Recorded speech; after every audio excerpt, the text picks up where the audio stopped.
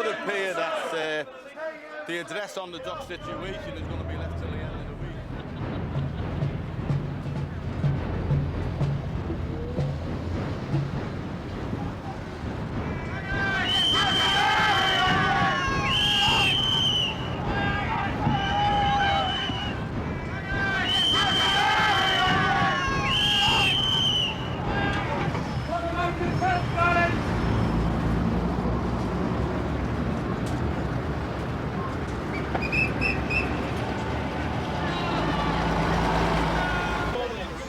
Right-wing organisations that supported openly the abolition of the scheme, they were publicly saying it wasn't just about the terms and conditions of employment.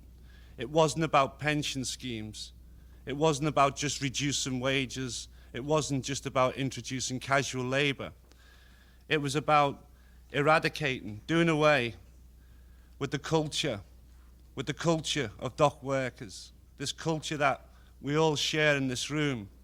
They wanted to eradicate that culture and introduce a new culture to dock work that accepted the authority of the employer. A culture that accepted you do this and you do this for this amount of pay. You do it for this amount of hours, for 12 hours, for 14 hours. And when you've finished that, you'll do something else. And when we don't need you on Monday, you go home with no pay. And we'll call you back on Thursday and we'll pay you whatever we decide to pay. So obviously the threat is there for all of us.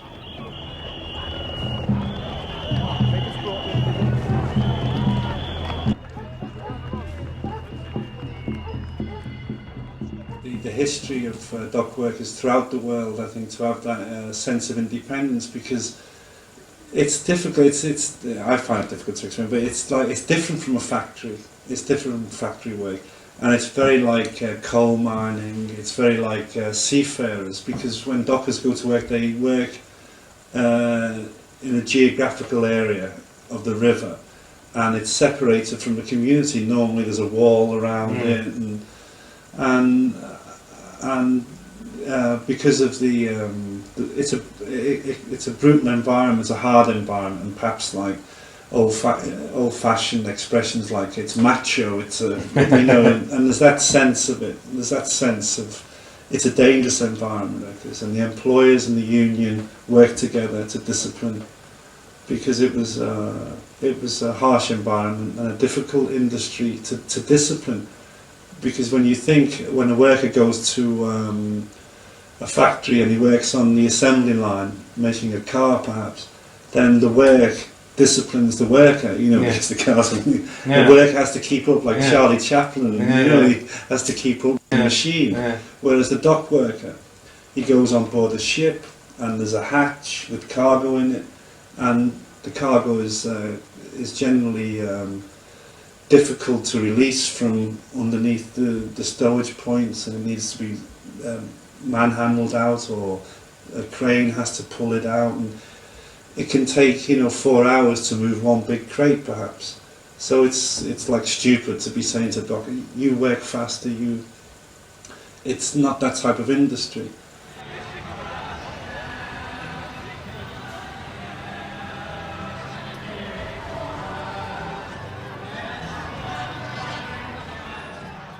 The Dockers' history, it's like bits of information. There's a couple of wonderful books, but there's no entirety to it, and it's like a crime scene.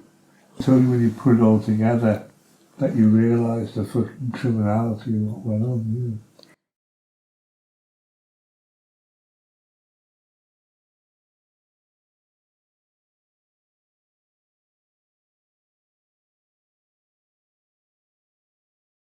As many of you are aware, Mike passed away in December last year as a result of lung cancer, so it's bittersweet that we're coming together today to celebrate the launch of his book.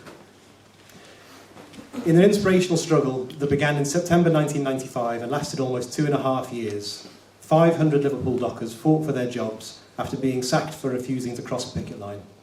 Liverpool Dockers, A History of Rebellion and Betrayal, charts the historical backgrounds of the dispute, such as Liverpool's Irish heritage and the foundation of the Dockers Union, The Liverpool Dockers' epic struggle in 1995 that saw an unofficial dispute receive international support but failed to gain the backing of their official trade union, and the legacy of the Dockers' fight for justice and the lessons that we can learn from their struggle today.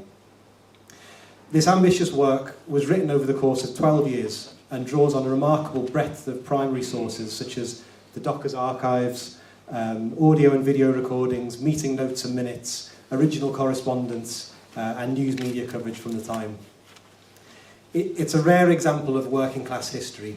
It's written by one of the leaders of the 1995 Dockers dispute, and it's using the words of the men and women who were there at the time. Mike was determined to finish the book and to document this important and, in his opinion, often overlooked history, in spite of the difficulties that he faced from treatment. And he worked on the book right up until the end of his life, literally finishing the manuscript from his hospital bed. In the last few weeks of his life, Mike talked at length with my mum, Mary, about the importance of the book for him. He explained, "The book is a celebration of rank-and-file trade unionism, of the inspirational Liverpool Dockers and their families, of all that I have learned from them, and all that we can still learn from working class communities to this day. It starts with the history of Liverpool, trying to answer the question, why are Liverpudlians so difficult? and it introduces that lovely Irish history of the docks, which is so important. Later, it goes on to the docks and the work there, and how the union have always betrayed the dockers. That history is well documented, well referenced. It's all written there. Then it goes through the implications of new labour and the managerialism of the unions that become more and more corrupt and more anti-democratic, which ultimately led to the dismissal of the dockers. And then the history of the dispute, which I've done well in reducing it down because I do tend to waffle on with too much detail. There's a good chapter on the women of the waterfront.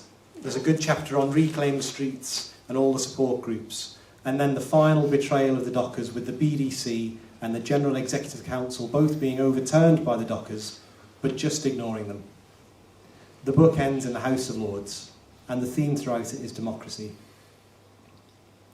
Now, in my opinion, and a number of people on the panel have mentioned this to me as well, what makes the book truly remarkable is not just the history that it covers, it's the quality of the writing. Mike was so well read, and he's written and rewritten this book, and it's beautiful, it's really poetic, and Greg suggested this excerpt just to give a sense of Mike's writing. In a magnificent picture of Docker George Preston, photographer Andrew Tester captured an extraordinary image of determination. A classic portrait of not only a worker, but an emblem of the essence of being working class.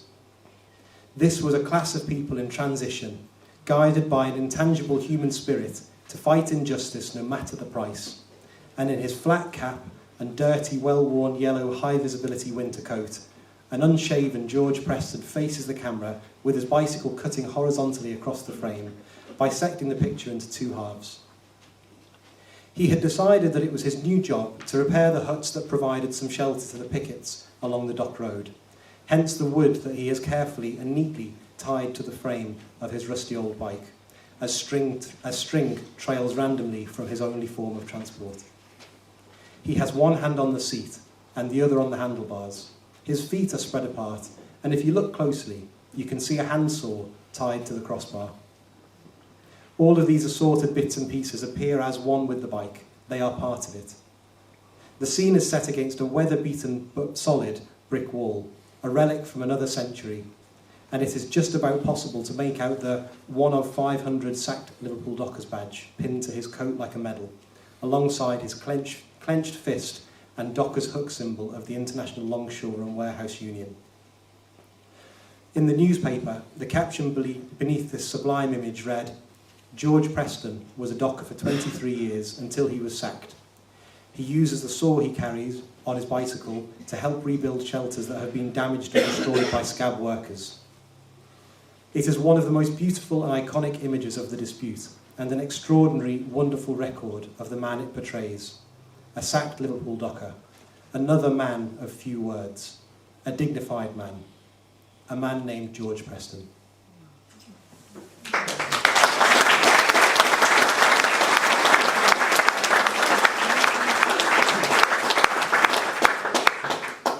Thank you, and thanks everyone on the panel for joining us today. And what I'd like to do is ask each member of the panel just to briefly introduce themselves, and then we'll move into the discussion. Hi, I'm Greg Dropkin. Mike and I knew each other from the early 80s to do with what turned into the blockade of Namibian uranium, and then we knew each other very well during the disputes, and it was great to have FlavorNet and to be able to work on it. Thanks. I'm Jim Donovan from Sydney, Australia. I was the Joint Branch Secretary of the Sydney branch, we call it the Premier branch in Australia, of the MUA. A couple of years earlier, we had joined with the Seamen to form the MUA from the Waterside Workers Federation of the Seamen. And I got involved by virtue of getting a text what was going on, and I've been involved with the Liverpool Dockers ever since, and I'm now the National Secretary of the MUA Veterans Association. My name is John Carden. I'm one of Mike Carden's two sons, and it's been my privilege to turn Mike's manuscript into this book. Yeah, my name is Billy Jenkins. I'm a Liverpool dock worker, and throughout the struggle, the 95 struggle, along with all our men, all our families, I got to know the man behind the book, Mike Carden, and one of the loveliest, nicest, genuine persons I could have ever met. Thank you. Yeah, my name is Tony Nelson. Mike was a great friend of mine. I knew Mike for over 40 years. I worked with Mike, and I was a shop steward with Mike right up to the 95 dispute. As Billy said, and I've said on many occasions, he was one of the most principled men I've ever met in my life, and he was a great friend. My name's Terry Teague. Again, I'm a friend and comrade of Mike Carden. We worked together on the docks at Seaforth, and again we were part of the shop stewards movement along with Billy, Tony, Terry Sudders and Kevin Robbo, who were there right the way throughout the dispute. And it's a privilege to be here.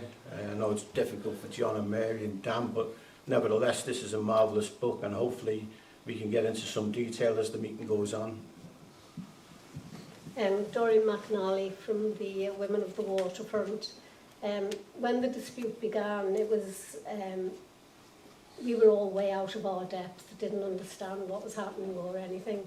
And Mike, amid all the chaos that the stewards were having to deal with initially, all the organising, all the stress, it was never a problem if we had any questions or something we didn't understand. It was never a trouble, and he never ever made us feel that it was. The first question I'd like to start with, how does the book capture the history of the Liverpool Dockers and the 1995 dispute, and why is this significant? Mike goes at this thing from all sides. As John has said, he uses primary sources, including diaries, interviews at the time, films, videos, TNG documents, and he tells the story in all of its complexity and contradictions, which means that you can learn from it rather than just having a formula shoved down your throat. The detailed timeline of the few days leading up to the picket line on the 28th of September 1995 shows what the docks officer Jack Dempsey did and didn't do, and what the stewards did and what Mike did. And then much later, Torside boss Bernard Bradley's evidence to the Select Committee and how that played out with the Regional Secretary Dave McCall and the Region 6 F&GP inquiry. I'm not going to go into all of that, but it's all there, and you really get a lot out of reading it. And if everyone had all the facts in September, there might not have been a picket line at Seaforth just then, but it was coming anyway, and it didn't start in 1995. And I'm going to talk about Chapter 13, which is entitled The Local TNG TWU Alliance with the MDHC, the Mersey Docks and Harbour Company. And there's an absolutely fantastic passage on pages 115 to 116 of the PDF. I don't know where it is in the book, but it's in Chapter 13, and Mike explains the company union double act, and I just want to read this. On Saturday, the 28th of August, 1993, at Seaforth Container Terminal, John Simon, a dock clerical worker and a former 6-567 branch member, was killed on board an ACL vessel at 15 minutes past midnight. In respect for their comrade, work stopped immediately, with no former TGWU Acts men returning until 24 hours had passed. A year later, Alan Price from the dock company was to write to the union with new rules regarding the funerals of dockers killed at work, stating that productivity would not be affected by the death of any docker during working hours. The TGWU did nothing to challenge this edict. In September 1993, MDHC plans for the re-recognition of shop stewards began to unfold. At a port shop stewards meeting, it was disclosed that the company, quote, had agreed not to bar shop stewards, but fresh elections must take place, and stewards would have to sign a joint MDHC-TGWU accreditation form. The union official present would not allow the stewards to have a copy, stating that only nominees would be shown it and that elections would be conducted through postal ballots. The stewards declared their opposition, with Jimmy Nolan and Jimmy Davis condemning the idea of any accreditation as a no-strike clause agreeing to divisions into separate areas with no links whatsoever amongst dockers in the port. Two of the Seaforth shop stewards, Billy Duffy and Mike Carden, refused to sign the accreditation document, which was essentially a contract. More than 100 TGWU members boycotted this election, but it did not stop the union from declaring a result. And it was later revealed that MDHC had paid for the postage of the union ballot papers, which were also issued to workers who were not even members of the union. Some were not members of any union. Over 200 Seaforth container dockers signed a petition condemning the joint actions of the employer and local union officials. The MDHC reacted by threatening redundancies unless the new deal was agreed to. The union's dock official met with Seaforth dockers. Good news, Jack Dempsey told dockers. We've got the stewards back. It's nothing I couldn't live with. He then began to read aloud the various terms and conditions associated with shop steward recognition. A week later, the same dockers rejected the union's deal and demanded a workplace secret ballot. Later, the union official informed the dockers that the workplace ballot that they had completed would not be acceptable to the employer. Many of the dockers were divided on the matter, some feeling that any shop stewards were better than none. Of 236 eligible voters, 148 decided to take part in the union employer postal election, in which Mike Carden, the longest-serving elected shop steward at Seaforth, and Billy Duffy were both included on the ballot paper, but with an asterisk against their names, and a notation that a vote for either candidate was a wasted vote because of their refusal to sign the accreditation document. They would not be recognized by either the union or the employer. The union official kept the returned postal ballot papers in a plastic John Lewis shopping bag. So that's what was going on in 1993. Now, very briefly, in 1995, Greg Coyne, who some of you will know, began efforts to publicize the dispute on the new European email discussion list, Union D, posting stewards' bulletins and contact details. Chris Bailey then launched a UK version of LabourNet, which was an internet project that had begun by Steve Zeltzer in San Francisco, with the UK site focused exclusively initially on the Liverpool dispute. The initial material came from the Dockers Charter, a newspaper of the dispute edited by Doc Gibson and produced by Simon Pirani. In December, LabourNet carried a message from Jim Donovan in Australia on the successful boycott of the Cornelius Varome, an ABC vessel. But we then realized that the website could carry our own news report, and the first one was phoned through from a cafe in Sheerness at 7:30 a.m. on 10th of January 1996, and it was headed, Mersey Dockers Defy Anti-Union Laws. Remember that because it comes up later. It began, fireworks lit the Kent sky before dawn as 100 sacked Liverpool Dockers marched behind their banner, then stood their ground in front of the gates of the port of Sheerness this morning. The Dockers turned back several lorries, while two huge car transporters remained inside the port, refusing to cross the picket line. Now, in the book, Mike uses the LabourNet archive as one of the threads to tell the story, and I'll come back later with some examples. Thank you, Greg. Would anyone like to come in on that point? So it's about the significance of the history and how it's captured within the book. So I guess Greg has pointed there to the level of detail kind of covered through the book, and it's written in quite not a passive voice, but as it's impossible to be neutral, especially as a direct participant. But I think it's written in a fair voice in general, even where some of the actors who are certainly don't come off on the right side of history, I think they're given a fair hearing where it's appropriate to give them a fair hearing throughout the book. But Terry, you're a student. Do you want to speak on that? Only, well, I don't know if you want to mic or not. if we can, it would be to touch on the book in general, which includes the history and also the dispute itself and the betrayal. But to just start off the discussion, I think that Mike Carden was the only person who could have wrote a book like that. I knew Mike, as the other guests have said, and he's got a brilliant mind, Mike, an absolutely brilliant mind. But on top of all that, he, along with a number of stewards here today, he lived and breathed that dispute every day for 2.5 years, for every twist and turn. And you might say, well, so did other stewards, but Mike was also on the General Executive Council, so he also watched the betrayal firsthand. He'd be going to meetings of the General Executive Council, and he'd be coming out and saying, oh, you know, we've done quite well there today, we've got like some positive moves. But what was getting said in the chamber was never being acted on. And as soon as those meetings were finished, the betrayal started. See, what we found out, and it was only later, that it was definitely a betrayal which caused the dispute to end the way it did. But what we found out afterwards, and I was talking to Jim Donovan, Kevin Noble and Terry Suthers before, is that the leaders, the hierarchy of the union, they had a plan. And their plan was based on our plan. This is how crazy it was. Our plan to win the dispute was to go to every port, if possible, every country where Liverpool traded with, where the Mersey Docks and Harbour Company traded with. So as stewards, we would sit in our stewards meetings and we say, look, it's America next, it's Australia next, it's Europe, it's Spain. And we plan delegates to go out there.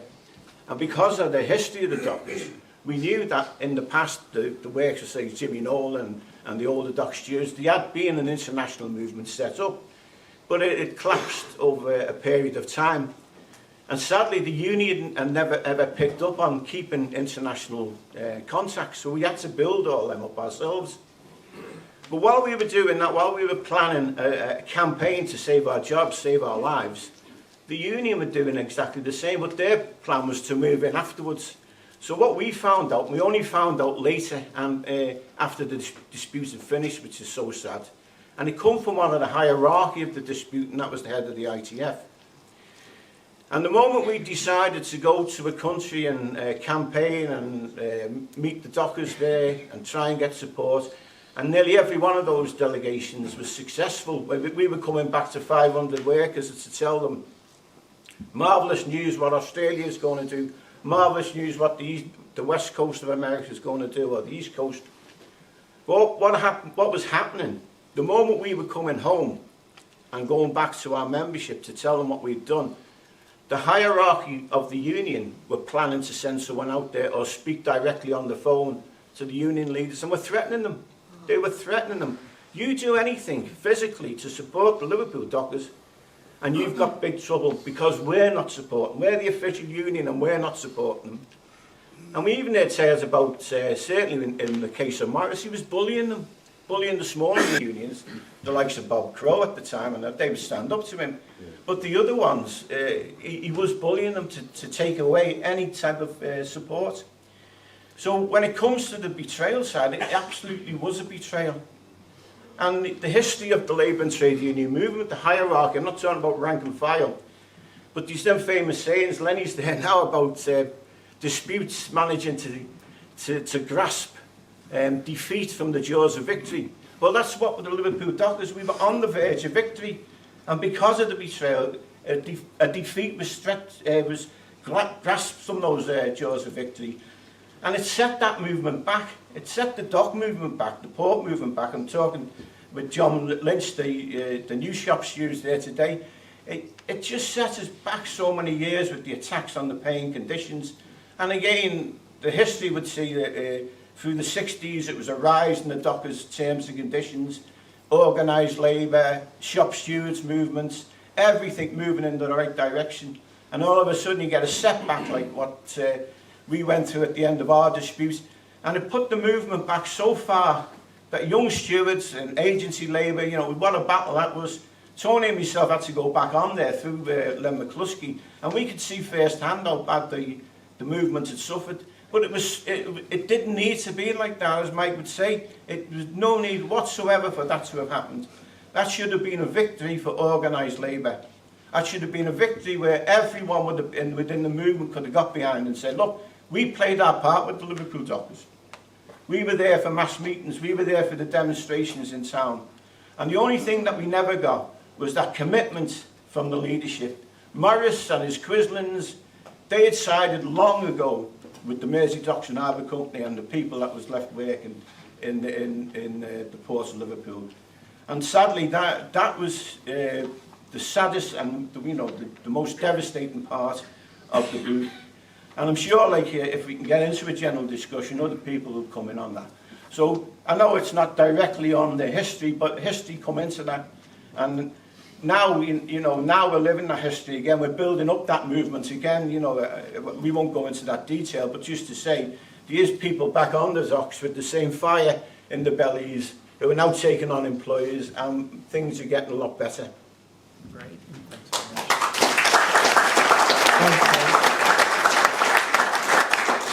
I wonder if I can hand over to Doreen McNally at this point, because it's interesting the point you just made there, Terry, about the length of the build-up, the historical build-up and the legacy since then, kind of we're coming full circle again, perhaps with the Dockers who are working in the port today. And there's a quote, I think, from you, Doreen, about just before the Torside men, the dispute started with the Torside men. It was at boiling point. The pressure was already building, and so this is, I think, for me, one of the interesting things of the book is it has that whole history. He goes right back to the formation of the union, like 100 years previously, and the betrayal that Terry's talking about there. It's a mundane betrayal. It's a bureaucratic betrayal. It's throughout the history. It's always there, just little seeds of it from 1889 strike all the way through. But I wonder, is it okay to come to you, Doreen? For me, I think it's very important that people understand their history, because if you don't know where you've been, you don't know where you're going. And I remember as a child my dad talking about the Blue Union. He used to be a member of the Blue Union, and it became undemocratic, he said. And a lot of other men thought the same. And then he joined the White Union, which was the T&G. And Mike clearly illustrates that all the way through, every one of them is very undemocratic. They weren't supportive of the workforce, and it was, as John just said, very bureaucratic. The men, when they arrived from Ireland, as Mike portrays his family arriving, and I'm sure many people in this city today can identify with that. And it's so well written that you're there on the cobblestones with them, and you can feel their despair, their anger, and their vision for the future. They're prepared to work. But what strikes me through this book, and every participant from then to when our dispute happened, was the people involved knew their worth, they knew their value, and they were prepared to fight for it. Today, with the 0 hours contracts and all this sort of thing, they don't seem to know their worth, they don't know their value, and this is what people have got to be re-educated. The other thing for me as well with the book was it's just so very well written. It's reminiscent Thomas Hardy-ish at times with the descriptions, but it shows in the dispute the total democracy of that dispute. And I was very pleased when I read the book, because as I say, everything is 100% accurate, and there was very, very little in that book that I didn't know, and that speaks volumes, because everyone involved in that dispute knew everything, And I think that's, to their credit, and it's something they maintain throughout the whole of the dispute. So. Jim, I wonder if I could bring you in at this point to give a kind of international perspective on the significance of the dispute and the significance of this history, because I think some of these issues were being mirrored in Australia at the same time, or at a similar time. Thank you, John. The international position, in my opinion, is the most important part of any dispute that goes international. If you don't go international, nothing will take place. Nothing. And of course, the first thing, as Greg has already said, prior to me coming here in January of 1996, we'd already taken action on the Cornelius, the ABC ship, in Australia in support of the Liverpool Dockers. Now, of course, we never knew all of the history, this wonderful 700 pages of history and the intrigue and the devilment that was taking place that we didn't know and the people who were sacked didn't know. But nevertheless, internationalism is the stem, in my opinion, that grows the flower. And I think that comes a lot from what Mike said in these opening remarks about the heart and the body being part of a movement, dockers, wharfies, longshoremen throughout the world, of a movement that has always been of a left nature. And therefore, with that left nature, that left wing, communist, it's a bogey word these days, communist socialism, but with those people at the helm, we were able to go from degradation to a position of how to live at least a bit more decent than where we were the day before. And as soon as we found out in Australia, we immediately got to work, and as Greg's already indicated. But the beauty of this was that within a month or two, we had Liverpool Dockers delegates and the committee people in Australia going around to every single port. Now, Australia's not a little country, and it costs a lot of money to send them. But the beauty of this was that they were developing the international spirit of longshoremen, dockers and wharfies. And in my opinion, that is the most important issue that confronted them. And of course, Terry has said, they picked the countries initially where the Liverpool port traded with. And of course, Australia had the Zim line, and of course they had the ABC line. So, and what I've seen from being here again in my second most beautiful city in the world after Sydney, I've been here a few times, but what I've noticed coming in here today, we're not talking to all of the converted. There are a lot of young people here today, and they're hearing for the first time of a dispute which should never have taken place. They're hearing about betrayals, but importantly, they're hearing about the international position that the dockers like Jimmy Nolan. I mean, he was a communist. He didn't finish his days as a member of the Communist Party or as a socialist, but he portrayed what Marxism is all about, and that's the question of letting people know what your dispute's about, whether it's around the corner, in the next city, or across the world. And if you do that, then you're in front before you start.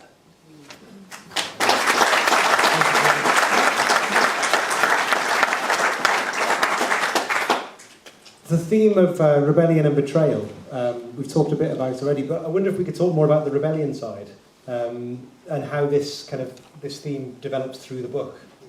Is that one? Is that okay? Yeah. Thank you all for coming today, and thank you, Mary, John and Dan, for allowing me to be up here today to speak about Mick's book. I haven't read the book, I'm being honest, but if I could just say to you that, to thank you all for coming, obviously, and a special thanks for Jim Donovan coming over from Australia. But it was 1995. I'd known Mick before, obviously working on the dock. I'd never worked with Mick, but I knew him and knew of him. And in 1995, the dispute came along and we got dismissed. And it was that, from that time then, is when I got to know Mike Carden, the man who wrote the book. And I have to say that he was one of the... I was lucky enough to go on a couple of journeys to Ireland, you know, Belfast for May Day, Dublin May Day, and I went over to Cologne with the Turkish and Kurdish comrades, along with Mike. Mike was the main speaker. I was just like his backup in the vocal, you know, at night time, the entertainment. No, but I was there and I was so proud to listen to Mike Carden speak, and you know, and this book is that important because that struggle, journey, whatever you call it, I said it was a journey. And we went on that journey for 2 years, 8 months, with all our support, all our families, all our international people, and it was absolutely fantastic. And I say, I got to know Mike Carden by travelling with him and spending most days in the transport house every day with him. And I was lucky enough to have been invited to Mick's home. Absolutely lovely hospitality, lovely family, lovely food. And as I say, there's no one better than Mike Carden to entertain, singing, and John. And I say that was all lovely. I'd just like to point out that I remember, obviously loads of things, but we were in London and there was a House of Parliament inquiry. I don't know how it came about, whether it was the Liverpool Labour MPs who got it, but we were there anyway. And as you see on the television, one of them rooms where all the MPs are sitting around with the chairman, we were there, the Merseydock and Harbour Company were there with all their legal team, and Torside representatives, they were there. And I have to say, because before that inquiry got going, the chairman said, before I start this, I'll have to congratulate the Liverpool dock workers on the presentation of their case. It was laid out perfectly in chronologically order. Now, I'd never even heard of that word. But that chairman said that, and I can tell you now that all that work was all done by Mike Carden. Mike Carden laid that whole case out to go down there.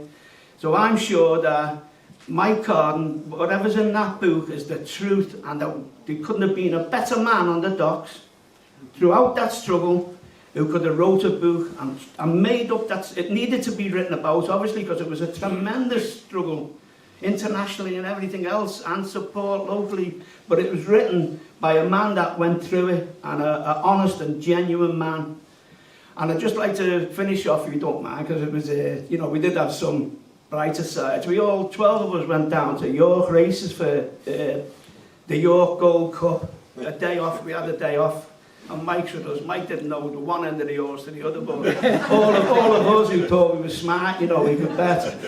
The main race comes along, the York Gold Cup, and we've got the Racing Post, the Sporting Chronicle, the race card, the time form, and with all this, you know, here he is. Look at this one was running last week. This is one this course before. Studied it for an hour.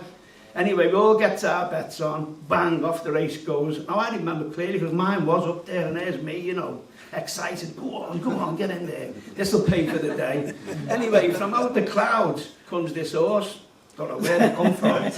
Bang, right past all of ours, right past the winning post, 33-1. We're all tearing our tickets up, and that's the end of that. Next thing, this little, Mike Carden was so innocent a person, this little voice goes, I backed that.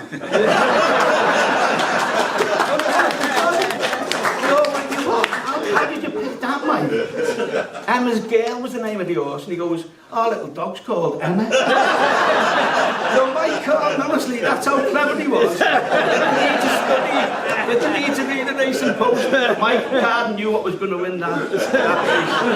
And that's like, I'd like to finish on that note.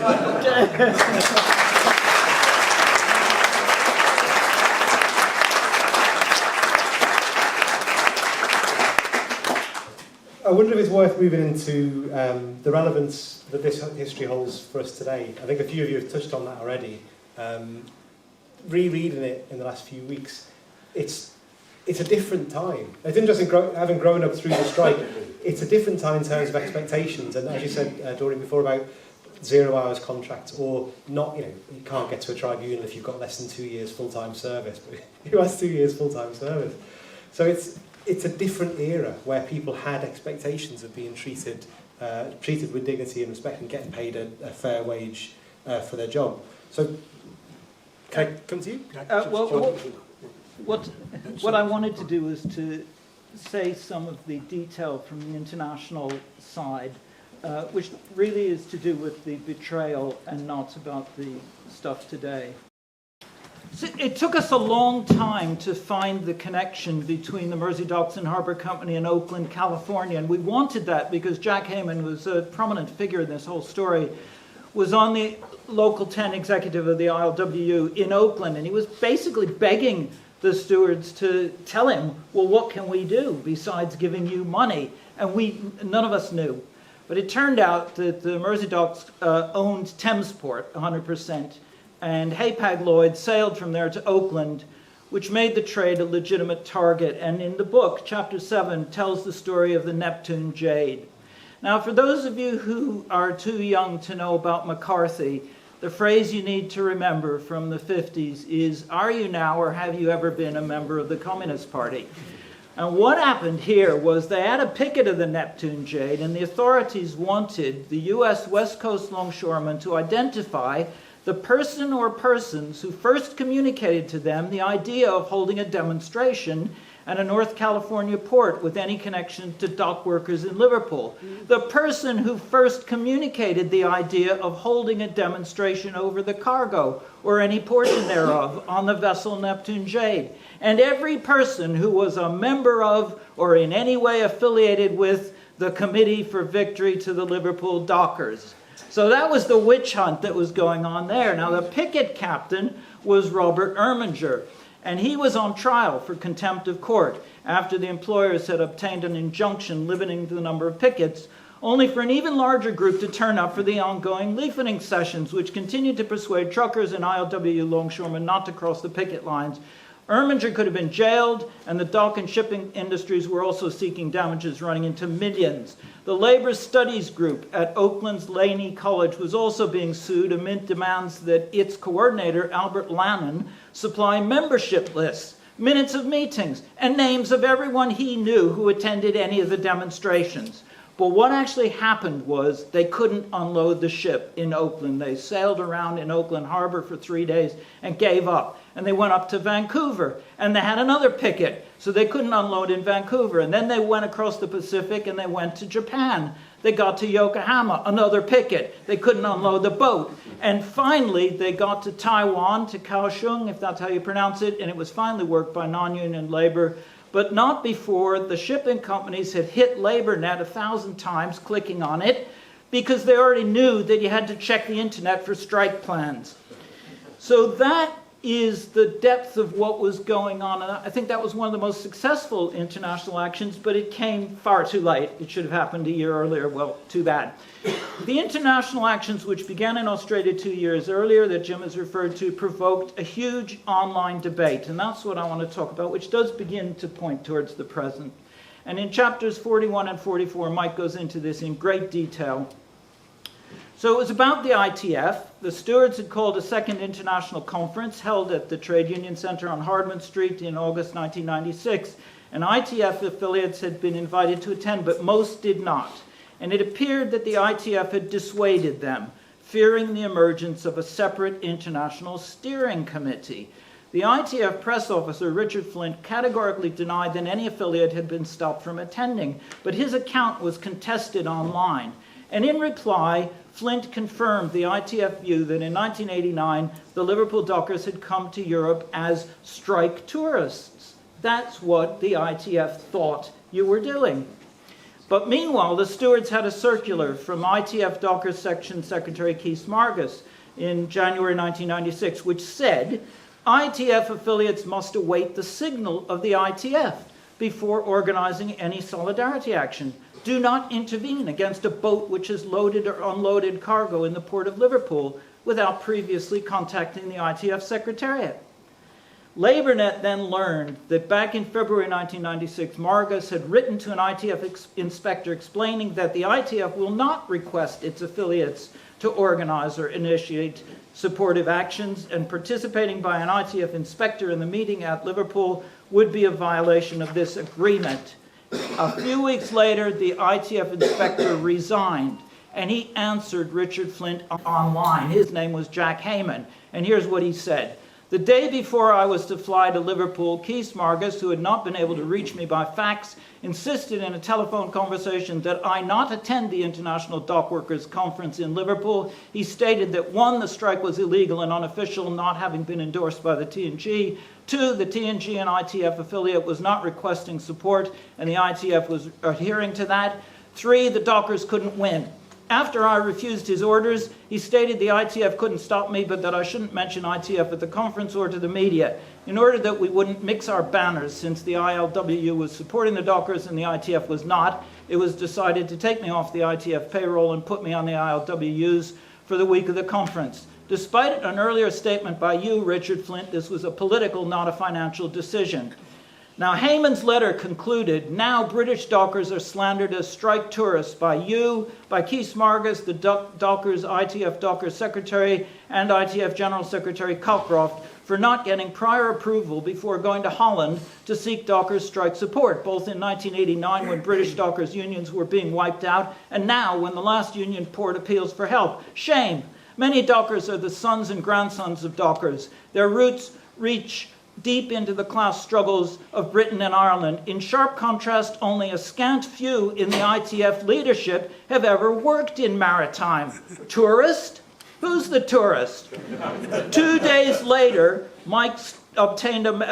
decades later, Mike obtained a message in which Cockcroft confirmed Len McCluskey's claim that Bill Morris stopped the ITF from galvanizing solidarity action for dock workers. This was one of several occasions on which he threatened without any action to disaffiliate from the ITF. So what they were worried about, they weren't worried about the shipping companies, they were worried about the TNG pulling the money out.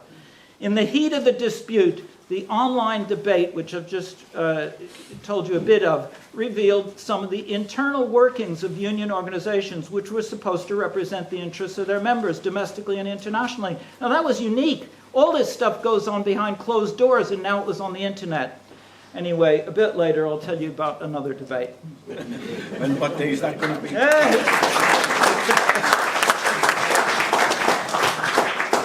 I'll be brief.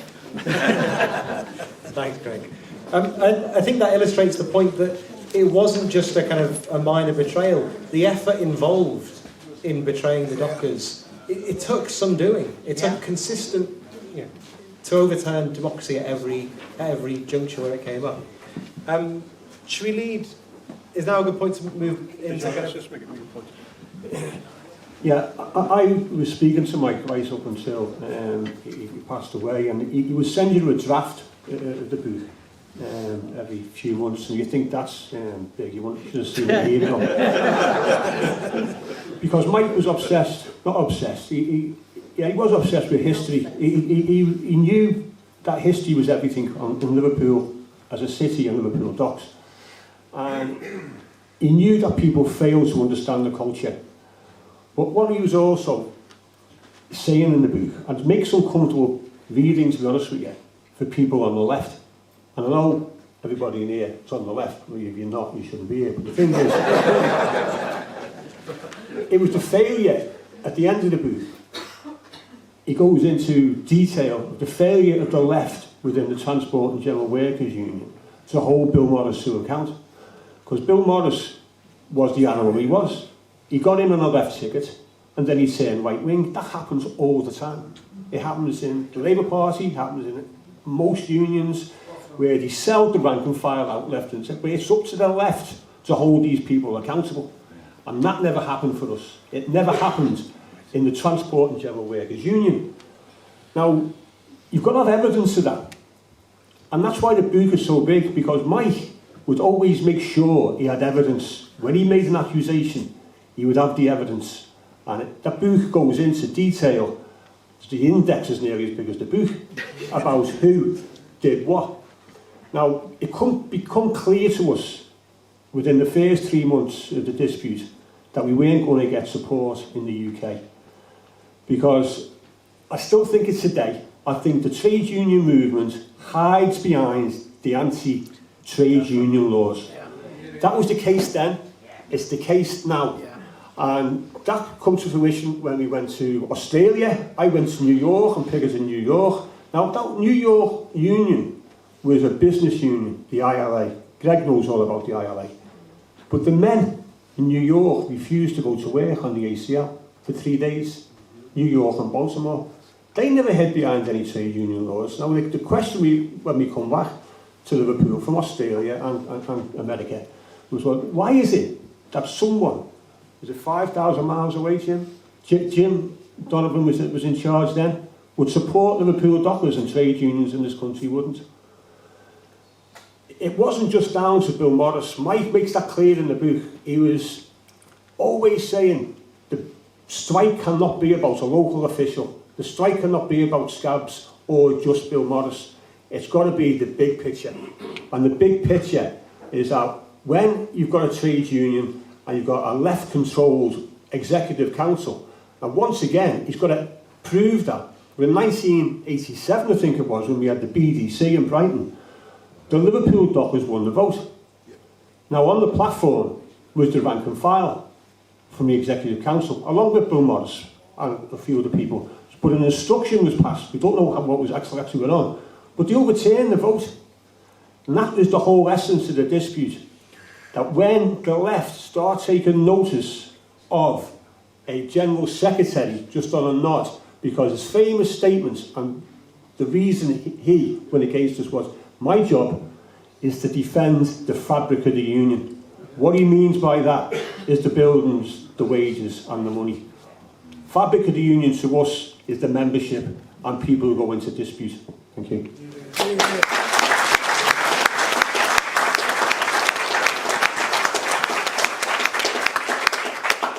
Jim, you've travelled a long way to come here for this today, which we're very grateful for. What significance does this hold for you in Australia? Tough question, really. What I'm hearing here, especially from Greg, is about the betrayal and the intrigues of this betrayal.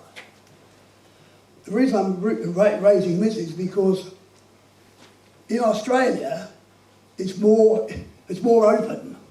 You've got the right wing, you've got the left wing. There's an in-between. And the skullduggery that I'm hearing, we wouldn't tolerate in Australia. It's just beyond my belief, because I haven't read the book. I've got Tony's book, he left me last night, after getting off a plane after 35 hours. But the important part in here, for me, was what does it mean to me, and that's one of the questions of being here. Well, because we've got to keep, what's happening in Australia today is got to be told not only to the British people, the English people, Liverpool Dockers, but the rest of the world. And what's happening in the rest of the world, we've got to know what's going on in Australia, what's happening.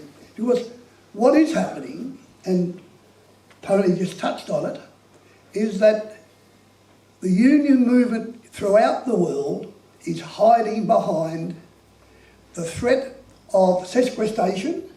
That is, your union funds, if you go and do this, the law says you can't do that, well, you're in trouble.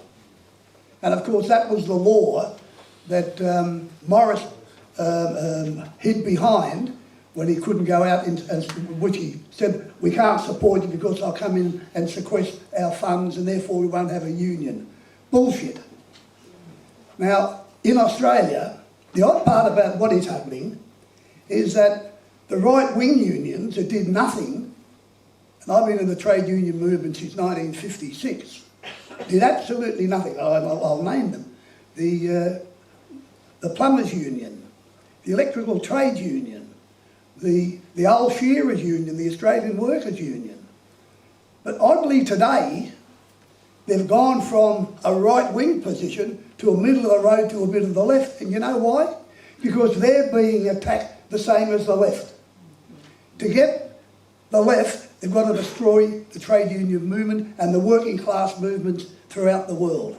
And of course, it started with Thatcher, it started with Reagan. But oddly enough, in Australia, it started with the Labor Party. It started with what was called, Bob Hawke was elected in 1983, and he went to Murdoch and said, I'll deliver the trade union movement. And they said, how would you do that? He said, you leave that to me. And so Murdoch supported him. And you know what Murdoch's like throughout the world, but nevertheless, he won in a landslide. And the next minute there's a big gathering in Canberra of the trade union movement, no political parties, of the government and the employers. And what came out of this was talk that at the end of the day we're going to have a prices and income accord. That is, prices will remain where they are and wages will remain where they are. Now if anybody believes in that, you honestly believe in fairies. And the left wing of the trade union movement capitulated, except those that had a communist-led leadership. And even some of them capitulated. And they got away with it. And what happened next was the decimation of the award system in Australia, of the trade union movement. What happened was it started to be plucked away. The next minute, in 1989, we got enterprise agreements. And I suppose an enterprise agreement was that you deal with a single employer, the same group of workers on one part of Botany Bay. They got an employer, you deal with them, and whatever comes out of the enterprise agreement, that's what's signed for.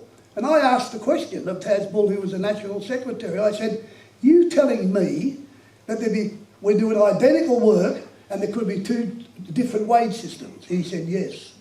And of course, that's what happened. And what happened was that as it went with them, so did all of the industrial laws that we had to protect the workers in Australia. Gradually, the Liberal Party got in and destroyed what was then left of the arbitration system that existed in Australia. So what has happened, the same throughout the world, is that we've got to get the middle of those unions now who were doing nothing in the 30s, the 40s, the 50s, the 60s and the 70s and the 80s. We've got to get them to do more than what they're doing and with the left-wing unions. You see, in Australia, there's only one or two left-wing unions. The Building Workers Union, the miners are gone because they're more interested in producing coal than the climate, and the other ones then is the Maritime Union of Australia. Now, we're not going to go under, but we've got to have more support than what we're getting now. We've got to get more people. And we've got a bloke called Christy Kane, who has now been elected to the National Secretary of the CFMMEU, which is a construction, mining, maritime, with something else. Energy, thank you. It must be another Aussie here. And he is, the last three secretaries sat on their bum doing nothing. All they did was organise on behalf of the Australian Labor Party. He's in there now, and by the way, he's a Liverpudlian, Christy Kane. He's born and bred here, and we got him into Australia, but he is now working day and night. And the point he puts out is educate, agitate, and work. You know, work for those three things. Agitate, educate. If you don't educate, you can't agitate in the correct way. So what's happening throughout the world is what Tony said, they're hiding. Let's bring them out and let us do more about it ourselves. Thank you.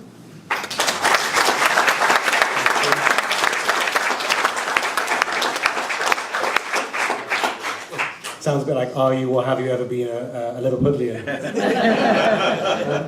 I wonder if we could move into, on the relevance for today, if the theme of democracy's come up a lot, it comes up throughout the book, it's really what it's about, kind of bureaucracy versus democracy. We've mentioned it in terms of Betrayal, in terms of what happened with the BDC and the General Executive Council, the role of the left, taking a more active stance now in Australia. What would we need to do today? Or what would lay members, or what would the left, what would ordinary people need to do today? Or what lessons could we learn today from this history in order to achieve a different outcome? I guess we're seeing members and democracy coming up in many places on the left at the minute, and yeah, but I don't want to get into the Labour Party. But in terms of how can members have their voice respected? And I wonder if maybe we use this as a point to close. If I pass around as final comments from each person, and then we'll move to questions and answers. I think what's very obvious in the book is the people that we elect to represent us don't. They go and do their own thing. So perhaps this is what needs tackling. The union works on representative democracy. So maybe it needs to change to direct democracy. Just to promote the way for them. Well, for me, like there was some really good things that came out of the Liverpool Dockers dispute. It wasn't always downs, and you know, two of the greatest things, of course, is the Casa, and then the other one was the International Dock Workers Movement. Because when you think about it, that was created within the first 6 months of the dispute, and the very first international meeting, I think we only had about 12, 15 countries. When you think that that's now blossomed into a massive organisation called the IDC, International Dock Workers Council, which has thousands of members all over the world. And their slogan was, in the early days, and me and Tony were there at the creation in 2001, it's a movement which is run by workers for workers. It was not a movement to set up a hierarchy to tell you what to do. The foundation of that movement, it was a movement of workers from that industry, and the organisation, the union, be run by those dock workers for the benefit of the workers. The movement of shop stewards and all, the powerful movements of shop stewards and the powerful shop stewards movement, again, I think we're seeing that the build-up in Liverpool now of that, where you don't just take anything that comes down from the top, you actually go in and find out what's happening, is this right and is this wrong? And of course, taking the members with you at every stage. Membership meetings at Seaforth now with John and the stewards there, they're on a regular basis. Again, that needs to be kept going right the way throughout the movement. Organised members' meetings by the members, for the members. And you will get victories, and you'll carry a lot more people with you. Because one of my always biggest memories of Mike, and he had most probably the hardest job to do, is that throughout the 2.5 years, we used to meet our members week in, week out. At the start, it was on a Wednesday and a Friday. And Transport House, the old Transport House, was full then, full to the rafters, 500 men and women there. At the end of every meeting, Mike would never speak first, he was always the last, and most probably had the most difficult job. He had to sum up the actions of what had gone on in the previous week. Whether there was great news or whether we'd had setbacks, Mike had to put a spin on that to make sure that the members who were in that meeting, the strength was still there. And I can recall, certainly towards the end of the meetings, a lot of our members were going into those meetings with their jaws on the floor because the news wasn't good. When Mike had finished, and he was always the last to address it, when Mike had finished, you'd feel 10 foot tall, and you feel like going out again. You're going out and saying, well, we're not going to give in, and we'll take them on. We kept coming up with new ideas. And again, that's something which we could consider now. The ideas of going to directors' houses, that was started in the Liverpool Docks dispute. Going to other areas of the company, not just going outside the dock gates, but finding out, we went to the shareholders meetings, blockade the shareholders meetings. We found out we were meeting in London, we would go down to meetings in London, and at all those stages we were carrying the members with us. And again, it's a lesson hopefully a lot of people will pick up on. It's a lesson that's still to be learned from the wider trade union movement, but the template's there, so we can go on.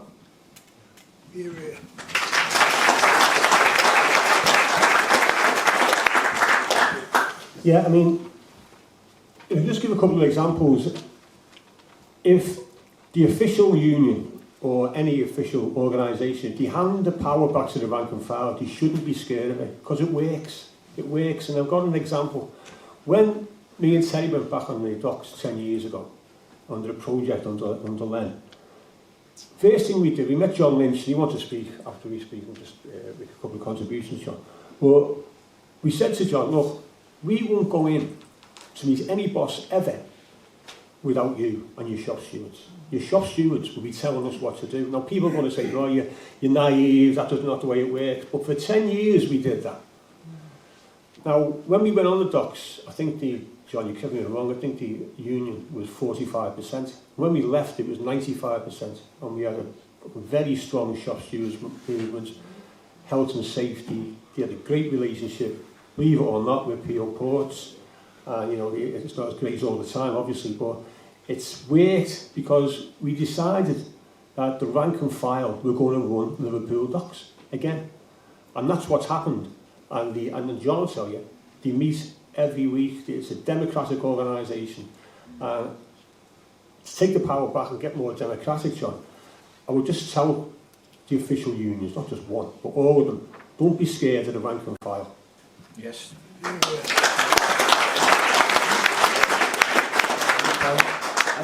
Just two things I'd like to follow on. What Terry was saying about mass meetings in Transport House every week.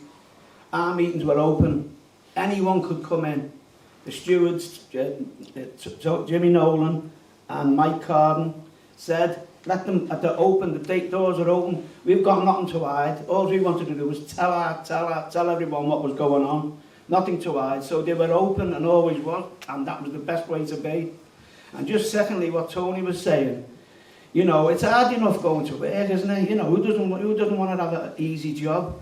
So being a steward's hard because you've got to, you know, you're looking after men and their families and that. Now, an official in the union, obviously it's hard. You can't just back workers. But unfortunately, with this anti-trade union laws, and there've been instances, I think it was with just after the miners' strike, wasn't it? Thatcher introduced them. I've never really heard any union organising marches and demonstrations to have them changed. Because obviously, to some officials, not all, but some of them, it suits them right down to the ground to be able to say, sorry boys, we'd love to help, but our hands are tied. There's anti-trade union laws. So I think first and foremost, them laws have to be tackled and thrown out, you know, to go forward. Because they can't hide behind it anymore. They've got to give the support to the members when it needed. Thank you. That's my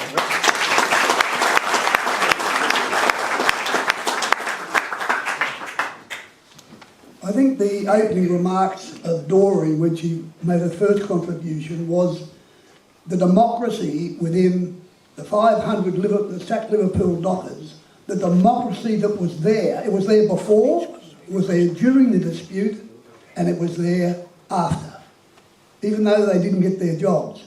Because, in my opinion, what was learnt out of that dispute was that you can't lead from the top. You can't, it's impossible to lead from the top and tell people what to do. And the Liverpool Dockers gave us that because they, and I had the opportunity on more than one occasion of coming over and going to these stop work meetings, we call it a stop work meeting, in Australia, but what the democracy that was shown in those particular meetings, any person who had a point of view, any person who wanted to say what was on his mind had that opportunity. And a lot of them took it up. But but the majority gave their faith to the leaders of that dispute because they were honest, because they were open, and more importantly because you down on the floor was part of that rank and file. So they were leading the union, because if anybody got up and said, look, I don't like the way this dispute is going, I'm going to move that, you know, those people up on the stage no longer represent us and we elect somebody else. Now you work it out 2 years and 10 months, nobody did that. And so what's come from that into the international part of it is that this book, as big as it is, and I've ordered 25 to take back to Australia. I think I'll need an extra plane. But having said that, I've worked it out, we'll have them shipped over. But the history of this is for us, but it's for the younger people. The younger people have got to understand this could happen to you. because 3 years after, not even 3 years, in 1998, we were sacked from every single wharfie, 1,500 of them were sacked overnight. And the history of that was, the best thing that ever happened was that they brought in these goons. And pity it, they came from the islands in the Pacific, and they were big, big shoulders. But they brought doggers in too, to get the people out of the machines.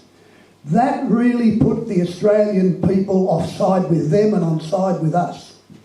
And in the end, we won it in the court. But nevertheless, the majority of Australians didn't know much about wharfies. All they knew is what the press told them: lazy, no good, drunk all the time. But we weren't, and they didn't like us. But in the end, when they did that to us on that particular night, on the 7th of April 1998, that put the Australian people on side. And also, during that period of time, I went back into 1983 when the Hawke government was elected, the trade union movement numbers went like that. Because they said, why would I want to belong to a trade union movement that can't get me any wages and conditions? Why am I paying $2, $10, $20 a week in union dues when you're doing nothing? But the 98 dispute saw the trade union movement go up, because if that's what they can do to wharfies, what can they do to the unorganised workers?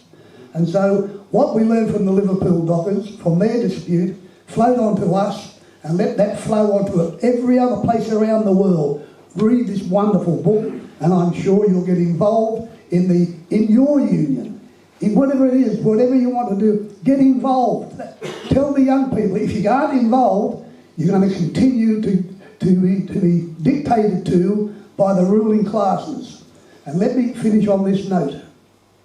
In the 2 years of the pandemic, COVID-19, the billionaires of this world doubled their wealth. Now think of it.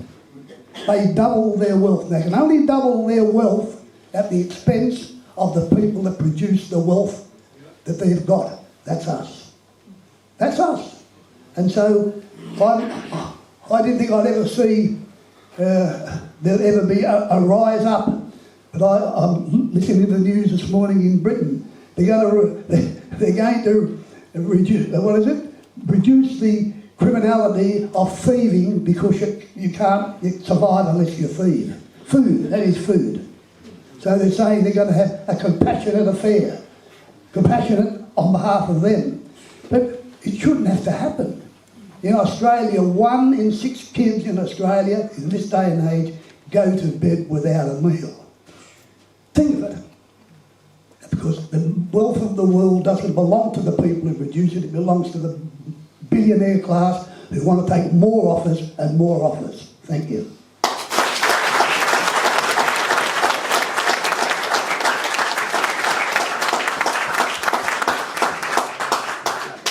I think that a lot of the contributions in this last section have focused on democracy at the bottom. And I do think that's what this is really about. I think that Doreen saying that the union has to be direct democracy rather than representative democracy kind of hits the nail on the head. But I think that the stories about how you went and reorganized after the dispute are a really inspiring point to finish on here. But I'm not going to read out a load of stuff, but I do want to give you one sentence of what Mike has to say about this at the very end. He's considering, well, what was this really about? And it's just this one sentence. The failure of the TGWU to support the Liverpool Dockers was not the responsibility of one union official or one general secretary. As a democratic organization, it was the responsibility of the membership. So it all comes back to the members of the union. Now here in Liverpool, in the docks, you had a very highly educated, very highly motivated membership who actually wanted to know what was going on and wanted to know whether the people who were representing them were actually representing them or doing deals behind their back. They wanted to know. That's how they held you to account. If the rest of the union had been made up of workplaces like that, do you think that the General Executive Council would have got away with it? I don't. I think you had the GEC in Region 6 under control because you wanted to know what was going on. So by and large, they voted with you on the GEC, as I recall it. That isn't what happened nationally, and that represents the failure, the real failure at the bottom. So I don't think that it's just a question of asking the leadership to trust the rank and file. It's also a question of telling the rank and file, if you don't take this union by the scruff of the neck, that's what you're going to get. The only way out of this is for you to take it. Right, thank you so much to everyone in the panel. So Doreen, Terry, Tony, Billy, Greg, and Jim. Tony, Jackie, and Casa, and the team here for sorting out all the teas and coffees.